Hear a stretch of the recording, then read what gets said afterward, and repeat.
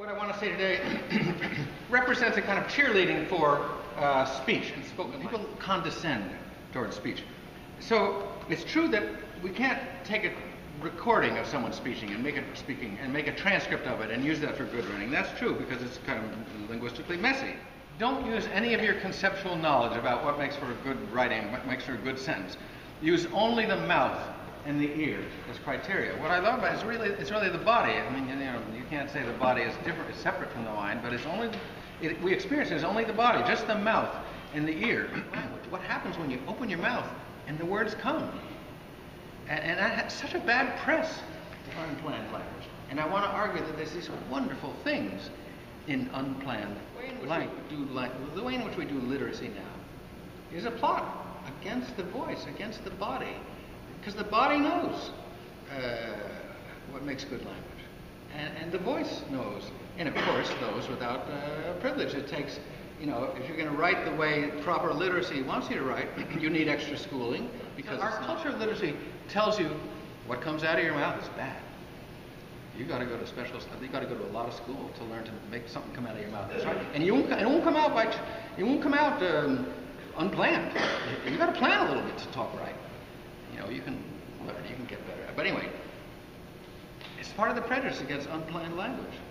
The body, the voice, and people who don't have access to as much schooling, and whose native language, native version of English, is further from standard coming. I mean, and there's so many publications in books and articles and fiction and poetry in Black English, Latino English. It's coming, and it's coming faster. It took 200 or 300 years to move from a place in Europe. It started in the 1600s, I think, where Latin was the only language that was acceptable for writing. You only had to wait 200 or 300 years, and all of a sudden you can write in French properly. It's proper, it's okay. English, German, Spanish, Italian. It took a long time. This is happening amazingly fast. In other words, they had one proper language for writing, and then all of a sudden there were a lot of proper languages for writing, which came from people's mouths. But now it's moving in that direction, and what makes me angry is that these low-class languages that were in the doghouse for so many hundreds of years, English, French, German, Spanish, which were low class, you can't use this for writing. Now they're accepted, and they want to outlaw other vernaculars. They want to outlaw Black English, whatever. But it's happening.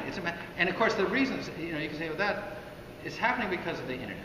The internet is a new thing in our culture where there are no gateways. I mean, it used to be that things only get published if they go through a teacher or a publisher or an editor, whatever. Now anybody wants to write, they stick it on the internet, and people read it or they don't read it. It's a Darwinian free-for-all. But if you can write stuff that people will read, it's there, and it's happening fast.